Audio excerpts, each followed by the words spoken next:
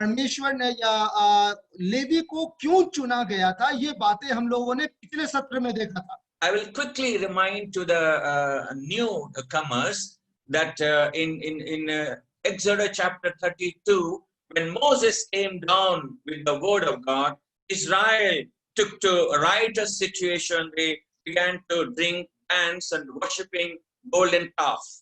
और मैं आप लोगों का जो नए आगंतुक लोग हैं उन लोगों की सुविधा के लिए मैं इस बात को दोहराना चाहता हूं कि निर्गमन का किताब 32 अध्याय में जब मूसा पहाड़ से नीचे उतरा तो उसने देखा कि इजरायली लोग खाने पीने में और स्वर्ण का बनाया हुआ उस बछड़े का मूर्ति के आगे वे लोग आराधना में लगे हुए थे।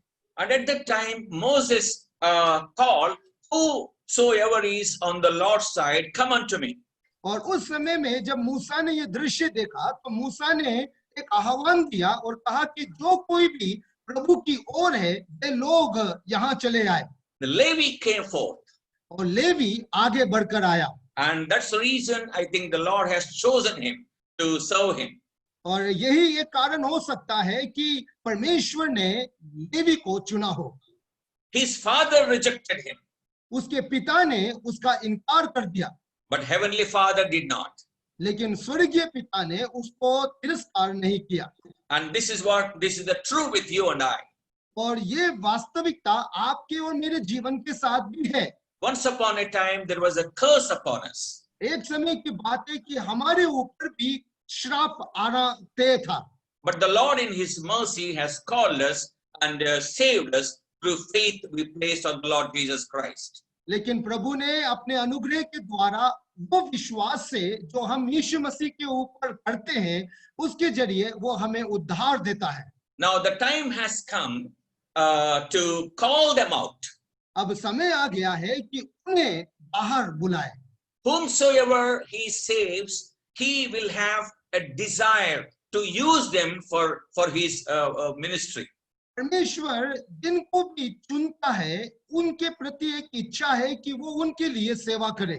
That's the reason there are many evangelists serving the Lord all over the globe.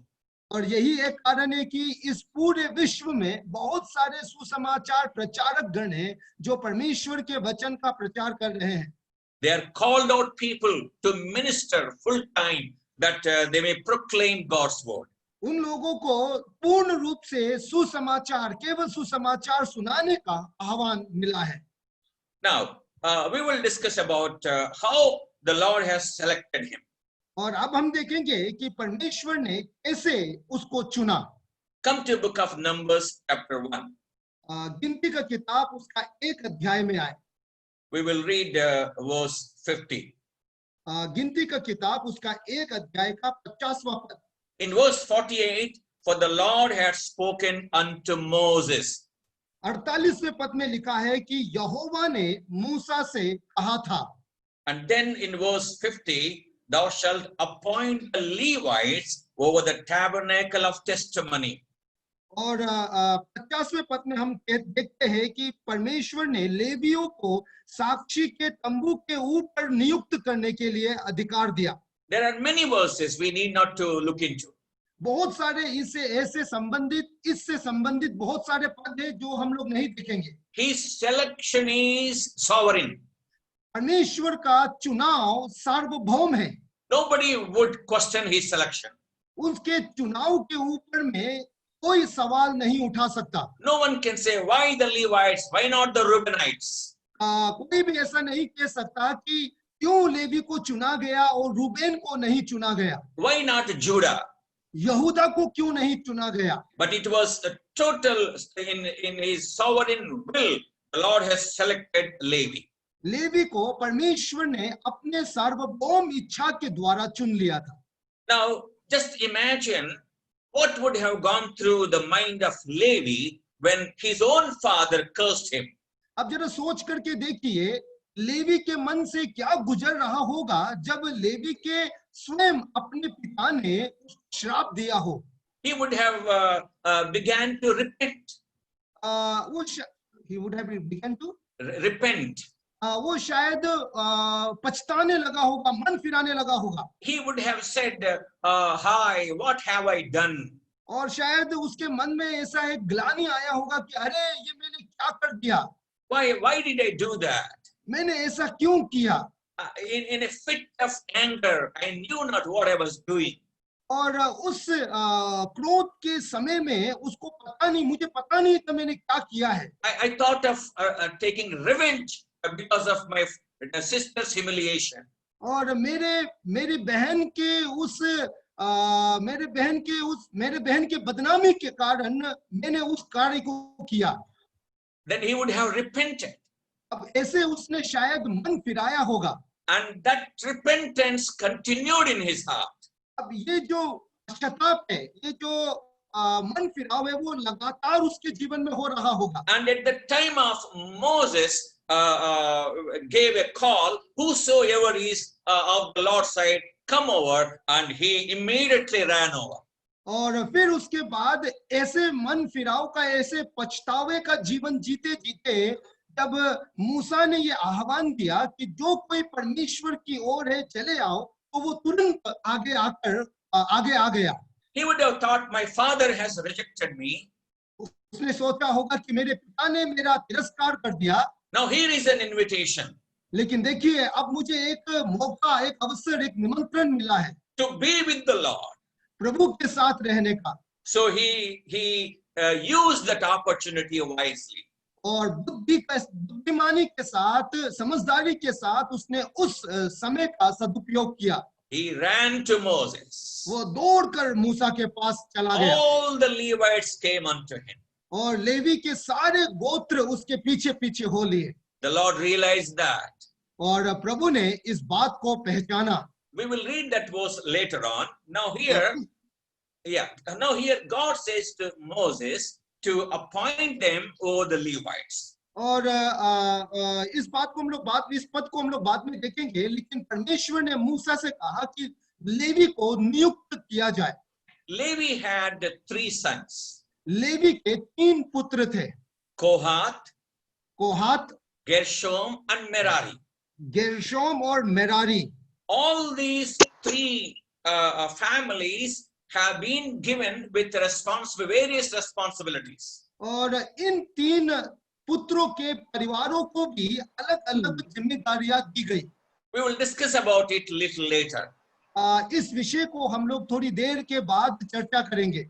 But now out of Kohath, the Lord has picked up Aaron. और उस कोहात के घराने से परमेश्वर ने हारून को उठाया। He set Aaron apart. और परमेश्वर ने हारून को अलग किया। God gave Aaron a special responsibility. और परमेश्वर ने हारून को एक विशेष जिम्मेदारी दी। In other words, Kohathites have got dual responsibility. तो दूसरे शब्दों में देखा जाए तो कोहात के परिवार को 2 जिम्मेदारियां मिली है। Kohath as a family have a special responsibility. कोहात परिवार के रूप में उनका एक बड़ा जिम्मेदारी है। And out of that family, Aaron has been set apart and he has been given another responsibility. और उस परिवार में से हारून को अलग किया गया और उसे एक विशेष जिम्मेदारी दी गई। And let us see that the root of Aaron, where he comes from. और आइए हम लोग हारून के वंशावली को जरा देखें, जहां से हारून का जन्म हुआ है। Come to book of Numbers. गिनती का किताब Chapter 26. 26 अध्याय 57 to 60. 57 से लेकर 60 पद तक। In 57 we have the family of Levites. 3 are there. Gershom, Kohath, Merari. और यहाँ पर हम लोग लेवी के घराने का वंशावली को देखते हैं और लेवी के 3 पुत्रों के नाम को देखते हैं, गेर्शोम, कहात और Merari. And in verse 59 we read about the parents of Aaron and Moses. और 59वें अध्याय में हम लोग 59th verse. और 59वें पद में हम हारून और मूसा के माता पिता का नाम को देख सकते हैं। So this is very clear. Aaron comes from the family of Kohath. और ये यहाँ से बिल्कुल स्पष्ट है कि हारून जो है वो कहात परिवार से ताल्लुक रखता है। There is a meaning in Kohath. कहात शब्द का एक अर्थ है। Kohath means assembly. कहात मतलब सभा। Okay, I'll come to later on.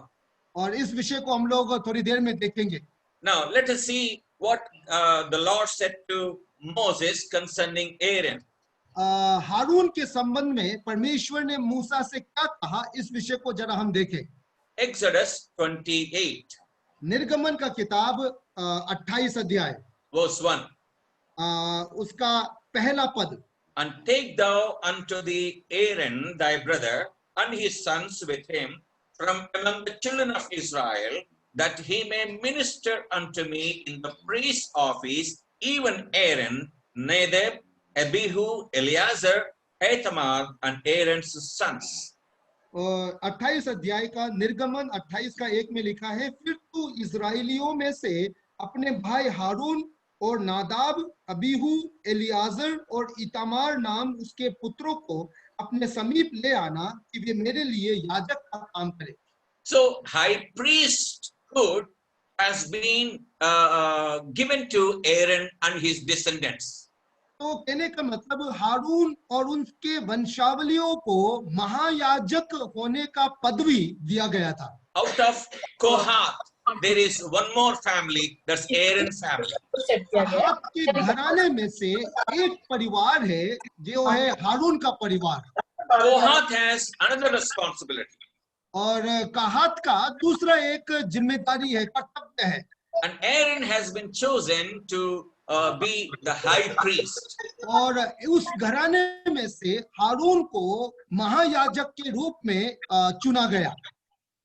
Now we know according to the scriptures, our Lord Jesus Christ is our high priest. और वचन को देख करके परमेश्वर के वचन से ये बिल्कुल स्पष्ट है कि यीशु मसीह भी हमारा महायाजक है। And we are the royal priests. और हम राजकीय याजक गण हैं। The meaning of Aaron is light. हारून जो शब्द है उसका अर्थ है ज्योति। The Lord Jesus Christ is light of the world. प्रभु यीशु मसीह ने इस पूरे दुनिया में ज्योति चमकाया। He is the light. वो ज्योति है। He has enlightened scores and scores of people all over the world. उसने इस विश्व में हजारों सैकड़ों लोगों को ज्योति में लाया है। Wherever his word is preached, he throws light on them. जहां कहीं भी परमेश्वर का वचन का प्रचार होता है, वहां रोशनी, वहां ज्योति हो जाती है, फैल जाती है। And we, the royal priests, are called the light of the world. और हम जो राजकीय याजक गण हैं, हमें भी ज्योति, हमें भी रोशनी कहा गया है। Once upon a time, we were in the darkness. एक समय की बात है, हम लोग अंधकार में थे। We have been delivered from the darkness that we may proclaim his attributes. और हमें अंधकार से इसीलिए छुड़ाया ताकि हम उनके गुणों को लोगों के सामने प्रकट कर सके। We carry the light of the Lord Jesus. हम यीशु मसीह के उस ज्योति को लेकर चलते हैं। And we enlighten wherever we go and we preach God's word. और जहां कहीं भी हम जाते हैं, वचन के सुसमाचार प्रचार के द्वारा हम उस ज्योति को उस जगह पर फैलाते हैं। Okay, what about the other family members? अन्य परिवार का क्या कर्तव्य है, उनके बारे में क्या कहना है? Come to Numbers chapter 3. गिनती का किताब उसका 3रा अध्याय। We will read 27 to 32. उसका 27वें पद से लेकर के 32 पद तक हम लोग पढ़ेंगे। All the responsibilities are given. We need not to read the entire passage. हमें वो संपूर्ण पद को नहीं पढ़ेंगे, जिम्मेदारियां, कर्तव्य उनको वहां दी गई है। In 27, Kohath family is mentioned. 27वें पद में हम लोग कहात के परिवार को हम लोग देख सकते हैं। And 33, we have Merari. और 33वें पद में हम लोग मरारी के परिवार को देखते हैं। And then, yes, where it is, the other family. 21 sir, Yes. Please read. verse 21. 25, sorry, 25. 25, yeah, 21 is Gershon and 25 Gershon. Yes 21 और 25 पद में भी अगर आप पढ़ेंगे तो वहां पर गेर्शोन के परिवार के विषय में आप देख सकते हैं। So these three families are mentioned with their different responsibilities. तो यहाँ पर इन तीन परिवारों को अलग अलग जिम्मेदारियां दिया गया है। Okay, let us see their responsibilities. अब हम उनके जिम्मेदारियों को, उनके कर्तव्यों को जरा हम देखें। We will take up Kohath first of all. तो सबसे पहले हम लोग कहात के विषय में, कहात के घराने को या परिवार को देखेंगे। In the same chapter, 31 and 32 verses. 31 और 32 पद, गिनती का किताब उसका 3रे अध्याय का 31 और 32 पद। Please read in Hindi. ऐसा लिखा है, और जो वस्तुएं उनको सौंपी जाए वे संदूक, मेज, दीवट, बेदिया और पवित्र स्थान का वो सामान जिससे सेवा टहल होती है, और पर्दा, निदान, पवित्र स्थान में काम आने वाला सारा सामान हो, और लेवियों के प्रधानों का प्रधान हारून याजक का पुत्र एलियाजर हो, और जो लोग पवित्र स्थान की सौंपी हुई वस्तुओं की रक्षा करेंगे उन पर वही मुखिया ठहरे। Now, these are the responsibilities given to the family of Kohath. तो ये जो हम लोगों ने अभी पढ़ा है, ये कहात के घरानों को या कहात के परिवार वालों को जिम्मेदारी दिया गया है। What they will have to be responsible of? और उन लोगों को वे लोग किन किन बातों के लिए जिम्मेदार हैं? All the important sacred vessels, holy vessels, or holy furniture in the sanctuary. परमेश्वर के मंदिर में, अर्थात परमेश्वर के पवित्र स्थान में पाया जाने वाले हर बर्तनों का और हर एक सामानों का वे जिम्मेदार हैं। In other words, they take care of inner furniture, the furniture of holy place of the tabernacle. तो कहने का मतलब परमेश्वर के पवित्र स्थान का अंदरूनी, अंदर के जितने भी सामान है, उन चीजों का रखवाली करने का जिम्मेदारी उनको मिला है। What a responsibility! देखिए कितना अच्छा एक कर्तव्य, जिम्मेदारी उन लोगों को मिला है। Now we will come to Merari. हम मरारी के विषय में जरा देखें अब। In the same chapter 36 and 37. 36 और 37 पद को जरा देखिए।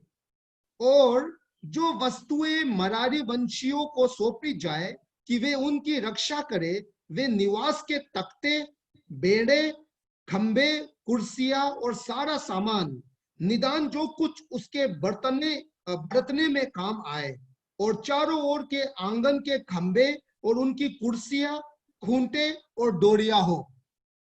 Okay, now these are given with the responsibility of carrying all the foundational furniture. तो कहने का मतलब इस मरारी वंशियों को या फिर मरारी परिवार को सारे जो भी चीजें जो बुनियाद में काम आई जाती है, उन चीजों को लेकर चलने का और उनका रक्षा करने का उन्हें जिम्मेदारी मिला। Pillars, खंबे, boards, और उसके बाद कुर्सियां और बेड़े, sockets, सामान, all these instruments will help to erect the tabernacle. तो अगर आप इन सारी चीजों को देखेंगे तो आपको पता चलेगा कि ये सामान, ये चीजों का इस्तेमाल तंबू को खड़ा करने के लिए इस्तेमाल किया जाता है। These are the instruments which keep the tabernacle intact. और ये वो चीजें हैं जो परमेश्वर के पवित्र स्थान को या फिर तंबू को खड़ा रखेंगे। And in other words, these are the foundational instruments of the tabernacle. तो कहने का मतलब परमेश्वर के तंबू का या पवित्र स्थान को खड़ा रखने का जो बुनियादी चीजें है वो ये है। Okay, there is one more son, Gershon. और गेर्शोन के परिवार को जरा गौर कीजिए। We read 25 and 29 verses. हम लोग 25 और 29 पद को जरा देखेंगे। 25 पद में लिखा है, 20, 25, it's enough, 25. 25 पद को जरा गौर कीजिएगा। और मिलाप वाले तंबू गेर्शोन वंशियों को सौंपी जाए, ये हो, अर्थात निवास और तंबू और उसका ओहार और मिलाप वाले तंबू से द्वार का पर्दा। 26 also. 26 भी, और जो आंगन निवास और वेदी की चारों ओर है उसके पर्दे और उसके द्वार का पर्दा और सब डोरियां जो उसमें काम आती है। Okay. What is the responsibility of Gershonites? गेर्शोन वंशियों का जिम्मेदारी क्या है? They will have to carry all the curtains उन लोगों का जिम्मेदारी है कि वो सारे पर्दों को लेकर चलेंगे and the roof of tabernacle, badgers skins. और इतना ही नहीं, इस पर्दों के अलावा तंबू को खड़ा करने के बाद उसका जो ऊपर का छत है उसको भी लेकर के चलेंगे वे लोग। So 3 sons of Levi have different responsibilities. तो लेवी के जो 3 पुत्र हैं उन तीनों पुत्रों को अलग अलग जिम्मेदारियां सौंपी गई। Kohathites take care of inner sanctuary. कहातियों को, कहात वंशियों को पवित्र स्थान के अंदर की चीजों का रखवाली करने का कर्तव्य दिया गया। Merari would take care of foundational instruments. और मरारी लोगों को बुनियादी चीजों का, जिनसे वो तंबू खड़ा रहता है, उन चीजों का देखभाल करने का जिम्मेदारी दिया गया। Gershon takes care of all outward things, including the roof. और गेर्शोन वंशियों को बाहर का सारी चीजें तंबू को मिला करके, पर्दों को मिला करके उनको रखवाली का जिम्मेदारी सौंपी गई। What is its application in the New Testament? तो नया नियम में हम इनसे क्या बातों को सीख सकते हैं? नए नियम के प्रकाश में क्या बातें सीख सकते हैं? Come to book of Ephesians, इफिसियों की किताब में जरा आइए, chapter 4. 4था अध्याय।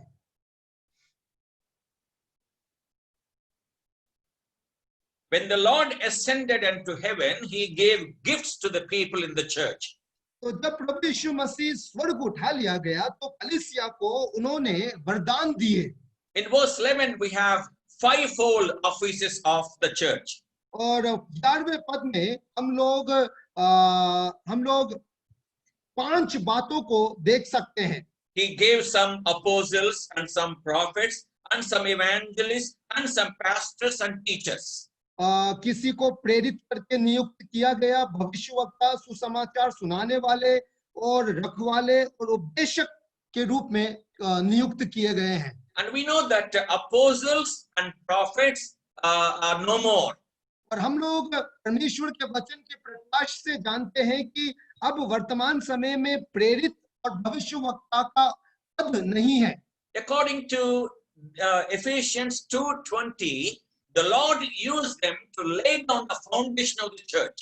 और 2 अध्याय 20 के, इफिसियों की पत्री 2 अध्याय 20 पद को मद्देनजर रखते हुए हम देख सकते हैं कि परमेश्वर ने इन चीजों का या इन पदवियों का इस्तेमाल कलीसिया का बुनियाद रखने के लिए किया है। Until that point of time, the Lord used apostles and prophets. और तब तक परमेश्वर ने प्रेरित और भविष्यवक्ताओं को भी इस्तेमाल किया। And their ministry has been seized once they laid down the foundation. एक बार बुनियाद खड़ा हो जाने के बाद, बुनियाद डल जाने के बाद उनका जो सेवकाई था वो समाप्त हो चुका है। Then remaining evangelists, pastors and teachers. और फिर अब जो बचा है वो है सुसमाचार सुनाने वाले, रखवाले और उपदेशक। 3 kinds of responsibilities in the church. कलीसिया के 3 मुख्य जिम्मेदारियां, 3 kinds of offices rather. और हम कह सकते हैं कि कलीसिया के 3 पद। This is exactly what the Lord did in taking care of the tabernacle with the families of Levi. Levi के घरानों को जब तंबू का जिम्मेदारी उनको दिया गया तो परमेश्वर ने ऐसे ही किया था, यही जिम्मेदारी उनको दी। Gershon, what is the responsibility of Gershon? गेर्शोन का क्या कर्तव्य है, क्या जिम्मेदारियां हैं? He would take care of the outward curtains and even the roof. और गेर्शोन वंशियों का जो जिम्मेदारी था वो ये था कि वे पर्दा और छत सहित, तंबू और पर्दा सहित वे सब चीजों को लेकर चलेंगे। That is the responsibility of an evangelist. एक सुसमाचार, आज की तारीख में एक सुसमाचार प्रचारक का ये सबसे बड़ा जिम्मेदारी है। Evangelist goes out and out and out to minister God's word. एक सुसमाचार प्रचारक बाहर निकल करके सुसमाचार का प्रचार करता है। That is his responsibility. ये उसका कर्तव्य है। And what is the responsibility of Merari? Merari वंशियों का क्या कर्तव्य था? He has to take care of all the foundational instruments. और उनका सबसे बड़ा कर्तव्य था कि वे जितने भी बुनियादी चीजें जिनसे वो तंबू खड़ी रहती थी उनको रक्षा करने का। That is the responsibility of elders in our assemblies. और ये जो कर्तव्य है आज के तारीख में, वो कर्तव्य कलीसिया के प्राचीनों का है। The responsibility of elders is this, that they look into every aspect of the church, whether assembly is going on according to the foundation of the scripture. और एक प्राचीन का सबसे बड़ा जिम्मेदारी, सबसे बड़ा कर्तव्य यह है कि वो इस बात को सुनिश्चित करे कि कलीसिया क्या परमेश्वर के वचन के बुनियाद पर आगे बढ़ रही है या नहीं। They should take care of the foundational doctrine of the church. परमेश्वर के कलीसिया का बुनियादी उपदेशों का उन्हें प्राचीनों को रक्षा करना है। An evangelist goes out and minister God's word. सुसमाचार प्रचारक बाहर जाकर सुसमाचार का प्रचार करता है। Elder takes care of the fundamental doctrine. और प्राचीनों का कर्तव्य है कि वो बुनियादी कलीसिया के बुनियादी उपदेशों का रक्षा करे। Now there is a responsibility of Kohath. और कहात वंशियों का भी एक जिम्मेदारी था।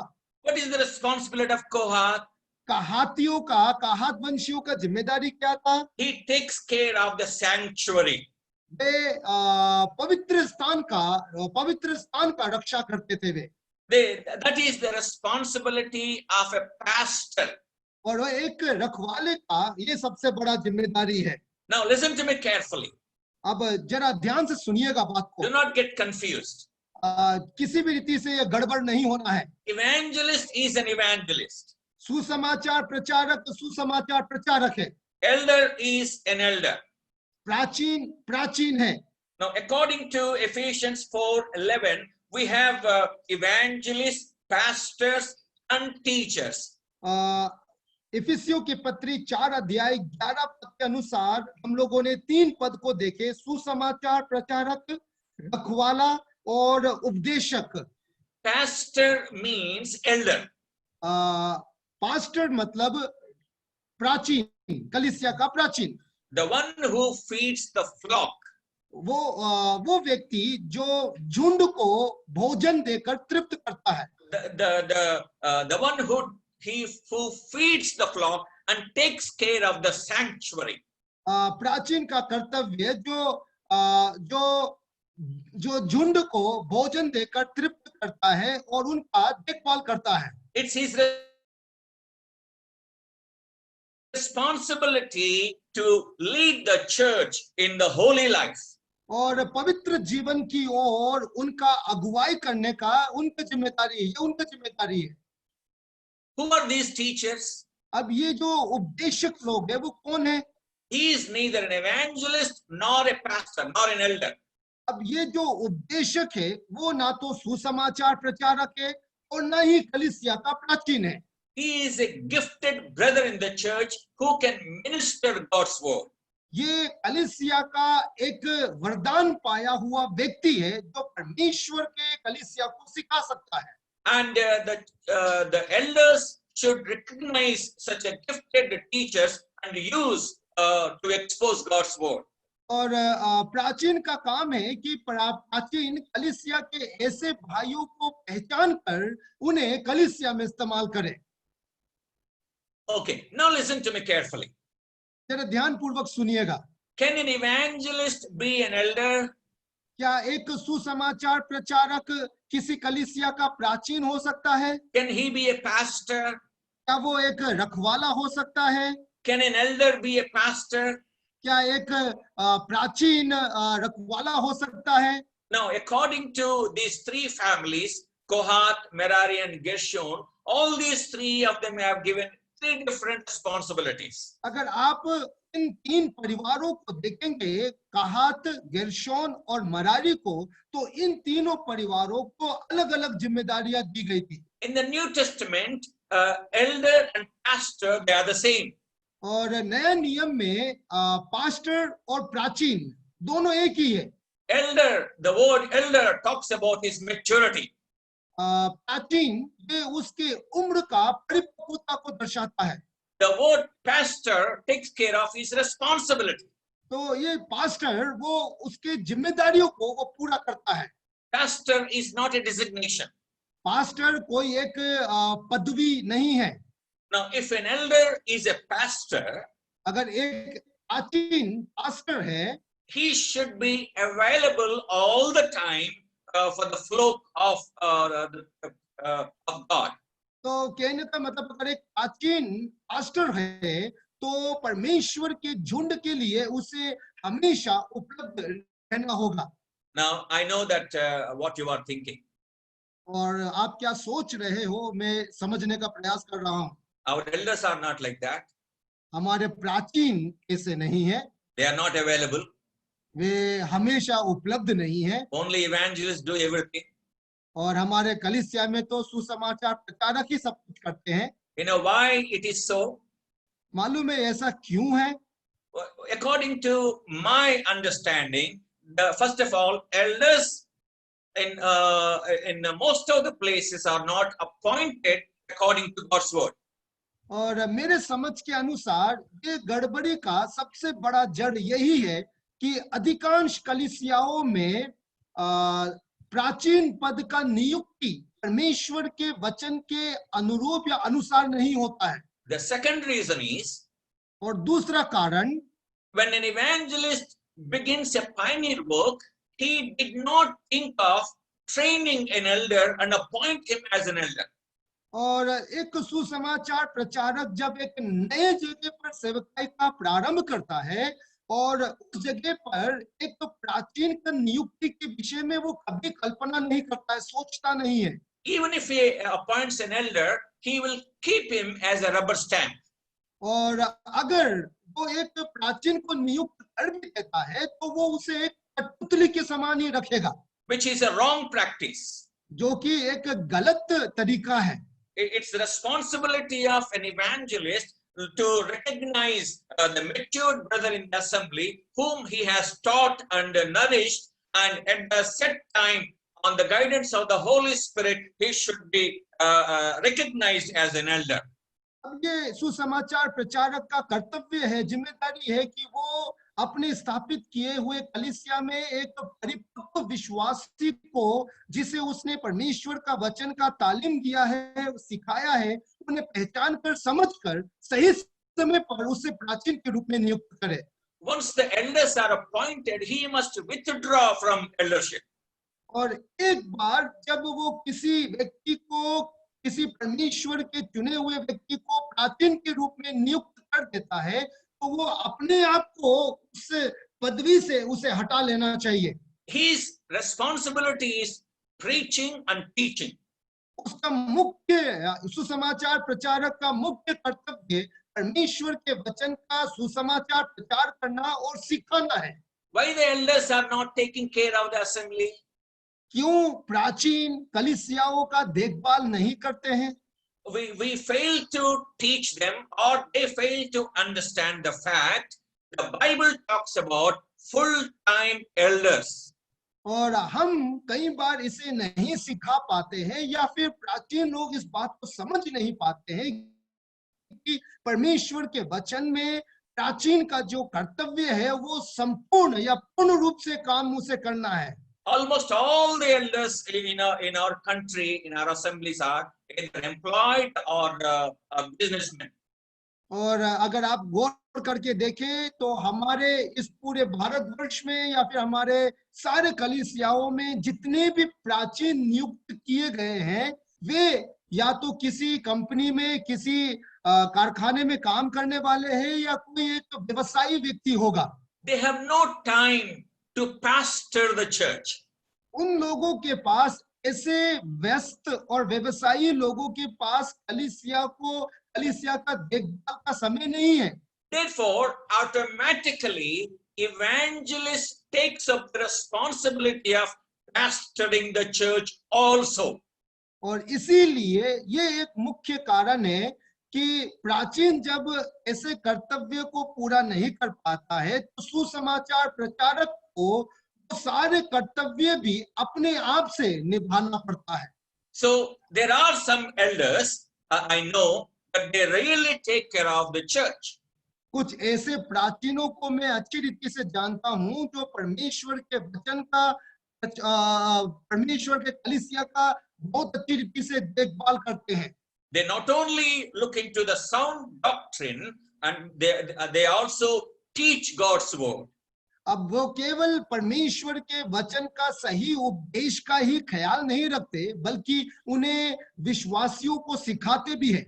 Protect the flock of God. परमेश्वर के झुंड का रक्षा करते हैं। But they are very few.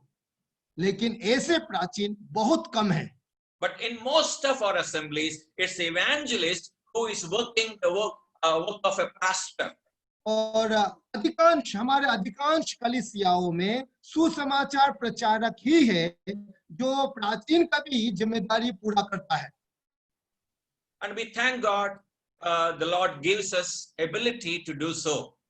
और हम परमेश्वर का धन्यवाद करते हैं कि परमेश्वर ने उन सुसमाचार प्रचारकों को ऐसा योग्यता दिया भी है।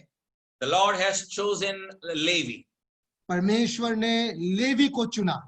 And the Lord has chosen Aaron to be the high priest. और परमेश्वर ने लेवी के घराने से हारून को महायाजक के लिए चुना। The Lord has chosen 3 families of Levi to do the work of the Lord. और लेवी के 3 पुत्रों को परमेश्वर ने 3 अलग-अलग कामों के लिए चुना। We are grateful to the Lord for choosing you and I to serve him as an evangelist or an elder or a deacon or a Bible teacher. All glory be unto him. और परमेश्वर को सारी महिमा मिले कि परमेश्वर ने हमें भी सुसमाचार प्रचारक के रूप में, प्राचीन के रूप में और अन्य सेवक के रूप में हमें भी चुना है। And may we do our responsibility according to the will of God for the edification of the house of God, church of God. परमेश्वर के कलीसिया का उन्नति के लिए हम हमारे जिम्मेदारियों को विश्वास योग्यता के साथ पूरा करें। The Lord willing, we will continue the topic in the set appointed time. और अगर प्रभु का अनुग्रह हमारे संग संग बना रहा तो हम लोग इस विषय को आने वाले सत्र में, आने वाले समय में हम लोग जारी रखेंगे। May God bless these thoughts and God bless you. परमेश्वर इस विचार के द्वारा हम सबको अनुग्रह दे, आशीष दे। Thank you, brother. Thank you so much. Same time, brother James, आपको भी बहुत बहुत शुक्रिया समय देने के लिए। और मैं अनुरोध करूंगा भाई सुशांतु दास है जामतरा से, आप प्रार्थना कर परमेश्वर को धन्यवाद देंगे सुंदर अवसर के लिए कि परमेश्वर ने हमें मौका दिया, इतनी सुंदर इतनी अच्छी बातों को सिखाया, फिर से हमारी जिम्मेदारियों को याद दिलाया और हमें ये उत्साहित किया कि हम अपने आप को जांचें कि हम अपने जिम्मेदारियों को निभा पा रहे हैं कि परमेश्वर के नाम की महिमा हो। भाई सुशांतो, आइए हम लोग प्रार्थना करेंगे। पवित्र प्रेमी दयालु पिता परमेश्वर, धन्यवाद देते हैं इस सुंदर समय के लिए तुमने हमारे जीवन में दिया प्रभु जी कि हम तेरे पवित्र वचन में से भाई के माध्यम से सुनने पाए हैं प्रभु जी। धन्यवाद देते हैं प्रभु कि तूने हम सबको इस काम के लिए, इस बात के लिए तूने चुना है प्रभु जी। धन्यवाद देते हैं तेरे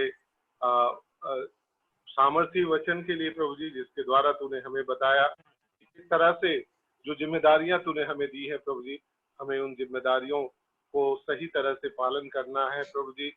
तू हमारी सहायता कर, पवित्र आत्मा की अगुवाई हम सबके जीवन में दे प्रभु जी, चाहे इवेंजलिस्ट हो, चाहे डीकन्स हो या चाहे एल्डर्स हो प्रभु जी, हम सबको तू सामर्थ दे, अगुवाई दे, बुद्धि और ज्ञान दे कि हम सब अपने अपने कलीसियाओं की देखभाल अच्छी रीति से कर सके। कलीसिया में जो जिम्मेदारी हम लोगों को दी गई है प्रभु जी, उन सारी जिम्मेदारियों को हम तेरा भय मानते हुए कर सके, अपनी कलीसिया की देखभाल कर सके प्रभु जी, और इसके द्वारा हम तेरे नाम को गौरवान्वित कर सके, तेरे नाम को ऊंचा उठा सके और तेरी कलीसिया का विस्तार कर सके। प्रभु जी धन्यवाद देते हैं भाई एमजे बाबू के लिए, जिनको तूने हमारे बीच उपस्थित किया और उन्होंने समय निकाल कर तेरे पवित्र वचन को हम सबको दिया है प्रभु जी। इसलिए हम तेरा धन्यवाद करते हैं और विनती करते हैं भाई के जीवन में तू आशीष की भरपूरी दे प्रभु जी, और विशेष रूप से जबकि वो ऐसी जगह में रहते हैं प्रभु जी जहाँ पर इस समय संक्रमण कोरोना वायरस का बहुत ज्यादा है प्रभु, हम विनती करते हैं तू भाई को, उनके परिवार को, उनके प्रियजनों को तू सुरक्षित और सकुशल रख प्रभु जी, ताकि वो तेरे नाम की इसी तरह से महिमा कर सके और तेरे नाम को ऊंचा उठा सके। भाई जेम्स के लिए भी धन्यवाद देते हैं प्रभु जी कि तूने उन्हें इस्तेमाल किया वचन को बहुत अच्छे तरीके से अनुवाद करने के लिए और हमें हमारी भाषा में बताने के लिए प्रभु जी।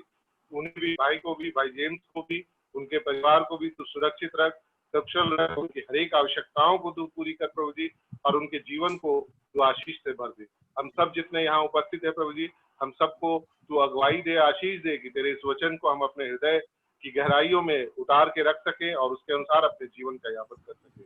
धन्यवाद देते हैं सुंदर व्यवस्था के लिए जो तूने हमारे लिए कर दिया है प्रभु जी, कि इस समय में जबकि लोग विभिन्न प्रकार की चिंताओं से ग्रस्त है प्रभु जी, और लेकिन हम तेरे पवित्र वचन को शांति से सुनने पाए हैं प्रभु जी, इसलिए हम तेरा धन्यवाद करते हैं। सारी बातों को हम तेरे हाथों में सौंपते हैं प्रभु जी, मांगते हैं अपनी इस छोटी सी विनती को प्रभु यीशु मसीह के मीठे पवित्र नाम से, तो सुन और दया से ग्रहण कर। आमीन। आमीन। सबको जय मसीह की। जय मसीह। जय मसीह। जय मसीह। Thank you so much. Yes, sir. Really. MJ sir. Yeah. Daniel, how are you? I'm fine, sir. And you? Fine, by God's grace. Thank you, sir. Yeah. Good to see you. I also. Right. Amit. Thank you. Yes, brother. What's the news? Update? Number is increasing. See, 10% of total number is in Delhi. Okay. It's according to the population. Population wise also, Delhi has a 10% of total population of India. Okay. And Corona case, COVID-19 cases are also proportionately growing. Yeah. Yes, we are praying for you, brother. Thank you so much, brother. Thank you. So, Hi, brother. How are you? red zone or orange zone? Yeah. Brother, one thing, the increasing numbers are also hearing the word of God. Yes. Right. So praise God for it. Yeah. Yeah, this brother, let me introduce him to you. The one who is speaking, Vijay Agarwal, is my spiritual son, now living in Canada. Okay. He logged in from there. Oh, praise God. And brother James के लिए भी thanks. Brother James के लिए भी हम धन्यवाद करते हैं कि उन्होंने इतना अच्छा ट्रांसलेट किया, इतना अच्छा वर्ड ऑफ गॉड को इंटरप्रेट किया। Good. God bless you, James. Praise the Lord. Praise the Lord. Thank you. Praise the Lord. How are you? So much, brother. Yes, brother. Thank you. Yes. So now, Amit. brother MJ Babu, get ready and prepare for Bangladesh tour. Our brother and Yeah, the Lord willing. yeah. Some other time. Yeah. Maybe next year only, it seems. Yeah, definitely. Not this year. So, Sanjay, how are you? Shyamalda আমাদের জন্য বলেন বাংলাদেশের জন্য সার্কে আসার জন্য। এটাই তো বলবো আগামী বছর আসবে। বলতে হ্যাঁ যাবেন তো। আগামী বছর যাবে। হ্যাঁ যাবে। আমি না নিয়ে গেলে কি করে যাবে ভাই? You want to talk to my son-in-law? He is here. Oh, is it? Brother, Oh, good. Yes. एक बात बताना चाहती हूँ, जी सिस्टर. जो ये जो जितने नंबर बढ़ रहे हैं हाँ जी. वो कोरोना वायरस के नहीं बढ़ रहे हैं। जरा सा थोड़ा सा इन चीज पे ध्यान दो कि जो लोग बाकी मर रहे हैं और बीमारियों से, ये उसको कह रहे हैं ये कोरोना वायरस से मरा है। पता नहीं तो सिस्टर, कुछ भी हो सकता है. हाँ, ये फैक्ट है, तो हमको इतना घबराने की जरूरत नहीं है कोरोना वायरस से, क्योंकि they are making number high. या सो कोई घबराहट नहीं सिस्टर, हम बिजी हैं प्रचार में. हाँ, बस कोरोना वायरस को आउट ऑफ द माइंड रखो। यस. सिस्टर जिंदा भी है तो प्रभु के लिए, मरेगा भी तो प्रभु के साथ में है. Yes. Amit, how are you? Yeah, keeping well by the grace of God. Okay. Nikhil, জামাই কেমন আছো দিল্লিতে? Nikhil is giving Yeah, he's here. Talk to him. জামাই দিল্লিতে কেমন আছো? লকডাউন কেমন চলছে? খুব ভালো। আরে দুর্বল হয়ে এসো না, তাগড়া হয়ে আসবে। দুর্বল হয়ে গেছি। হ্যাঁ, দুর্বল হয়ে গেছে, তাহলে তো খারাপ সাইন। না, আমি তো আমার 7 কিলো ওয়েট বেড়ে গেছে। বেড়ে গেছে? আরে 14 কিলো হওয়া উচিত। 14 কিলো হবে, 21 কিলো বাড়বে, তাহলে ম্যাচ করবে গ্রাউন্ডে। না আর বাড়াতে চাই না। আরে একটু বাড়াও। আরে কোনো চিন্তা নেই, সিস্টার আছে। Sister, praise the lord. Praise the lord. জয় যিশু। আরে বাবা বলছেন? আরে ওয়াও, প্রেজ গড। কেমন আছেন আপনি? আপনারা সবাই কেমন আছেন? হ্যাঁ, ভালো আছি। ভালো। হ্যাঁ, তারপরে তাহলে কি মিনিস্ট্রি কি এদিকে আসা হবে তো নাকি? অবশ্যই, কেন যাওয়া হবে না? প্রভু যদি নিয়ে যায় অবশ্যই যাব। আবার প্রভু কেন নিয়ে আসবে? বলো এখন মোদি নিয়ে আসবে। ট্রেন দেয়। আমাদের বিশ্বাস তো প্রভুর উপরে না, মোদির উপরে নয়। না, ট্রেন তো ওই চালাবে। ট্রেন যেই চালা, কিন্তু কন্ট্রোল তো প্রভুর হাতে আছে। না, কন্ট্রোল আমাদেরকে প্রভু করছেন, ট্রেন ওই চালাবে। গুড। প্রার্থনা করছি, জানা ছিল না যে তুমি এখানে আছো। খুব ভালো থাকো। নেক্সট উইকে আমাদের যাওয়ার প্রোগ্রাম আছে। নেক্সট উইকে? গুড। ভালোভাবে এসো, ভালো থাকো, একটু ভালো খাওয়া দাওয়া করো, সিস্টারকে যত্ন করবে একটু। হ্যাঁ, কেন বেঙ্গলে থাকতে হবে, বেঙ্গলে থাকলে দুর্বল হয়ে যাবে।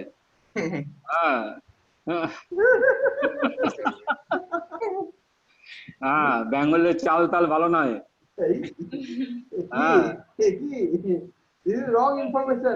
না, আমরা সবাই আরে ভালো ইনফরমেশন দিচ্ছি। বেঙ্গলে চাল তৈরি করা হয়, বেঙ্গলের চাল কিভাবে খারাপ হতে পারে? খারাপ বলছি না তো। बेंगल का मैंने देखा है कितना घी डलता है हर चीज में। বাংলাদেশের চাল অনেক এবার বাম্পার ফলন হয়েছে। বাংলাদেশের চালের ঘাটতি নেই, বাংলাদেশে আসতে বললেন। হ্যাঁ, ঠিক আছে। রমেনদা কেমন আছো? হ্যাঁ, ভালো আছি। রমেনদা ভালো আছি। রমেনদাকে দেখতে পাওয়া যাচ্ছে না, কোথায় আছে রমেনদা? এই যে রমেনদা ওখানে আছে তো। এই যে জীবিত আছি। কোথায় ভাই, কোথায় আছো তুমি? হারিয়ে গেছিলে শুনলাম। আরে তুমি তুমি তো মডেল হয়ে গেছো, তুমি হারিয়ে গেছিলে কোথায়? হ্যাঁ, জীবিত আছি তো। আরে জীবিত তো আছো, মরলে তো আমরা সবাই যেতাম দেখতে। হ্যাঁ, জীবিত আছো তো। আমি খবর শুনলাম তুমি আউট অফ স্টেট আছো। হ্যাঁ, আউট অফ স্টেট হয়ে গেছিল শুনেছিলাম। হ্যাঁ, যা খুব ভালো লাগলো। হ্যাঁ, তোমাকে চিনতেই পারেনি, মাথায় চুল নাই, কি করেছো? আর কি চুল দেখে কি হবে? হ্যাঁ, গুড। যাক, ভালো থাকো। আর কেমন আছে ওয়াইফ? কেমন আছে? আছে, প্রভুর দয়ায় আছে আর কি। হ্যাঁ, স্মরণ করি আমরা। লকডাউনও শুরু হয়েছে। 13 দিন ঘুমাইতে পারেনি, 13 রাত ঘুমাইতে পারেনি। আচ্ছা। তুমি কোথায় আছো, বেঙ্গলে আছো নাকি অন্য ইয়েতে আছো, মধ্যপ্রদেশে আছো? Out of Bengal. তুমি মধ্যপ্রদেশে আছো এখন? হ্যাঁ। তো মধ্যপ্রদেশে তো বাড়া উচিত। ঠিক আছে, ওকে, প্রেজ গড। প্রেজ গড, ভালো থাকো, ভালোভাবে থাকো, ভালো যত্ন করো, ঠিক সময় আসবে। হ্যাঁ, ওকে। তারপরে বাংলাদেশের ভাইরা সবাই ভালো আছেন?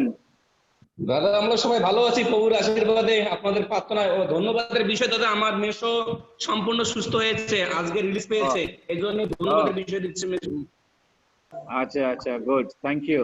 আপনি আমাদের জন্য প্রার্থনা করবেন। এখানে কেস পাওয়া গেছে এখন, হ্যাঁ, তারপর জানি না, কিন্তু সুরক্ষিত আছি সবাই। বাঁকুড়া ঘূর্ণিঝড়ে সেরকম কিছু আমাদের এখানে পুরুলিয়া ডিস্ট্রিক্টে ড্যামেজ হয়নি, কিছু কিছু জায়গায় হয়তো কয়েকটা ঘর বাড়ি একটু নষ্ট হয়েছে আর কি, কিন্তু সেরকম ভাবে নয়। আচ্ছা, খুব সামান্য উপর দিয়ে গেছে। হ্যাঁ, ভালো আছি। বিশ্বজিৎ কেমন আছো? হ্যালো।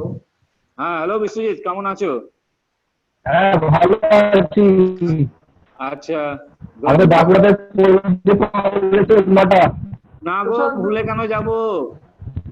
হ্যাঁ, এখন বিনা পয়সায় কথা বলছি বলে বলে নিচ্ছি, তোমাদের এখানে তো দেখে হ্যাঁ, ওই জন্যই আর কি। প্রশান্ত দা একটু ভিডিওটা অন করুন না, দেখতে পাই। ঠিক আছে প্রশান্ত হালদার। ঠিক আছে, ভালো থাকো সবাই। প্রশান্ত হালদার, ঠিক আছে, প্রার্থনা করবেন, আমরা প্রার্থনা করছি। ওকে ওকে, বাই বাই বাই, ভালো থাকো, সবাইকে জয় যিশু দিও। সবাইকে জয় যিশু। হ্যাঁ, ওকে, থ্যাংক ইউ। অমিতদা জয় যিশু। সুশান্ত দা, নরেন্দা, সুশান্ত দা,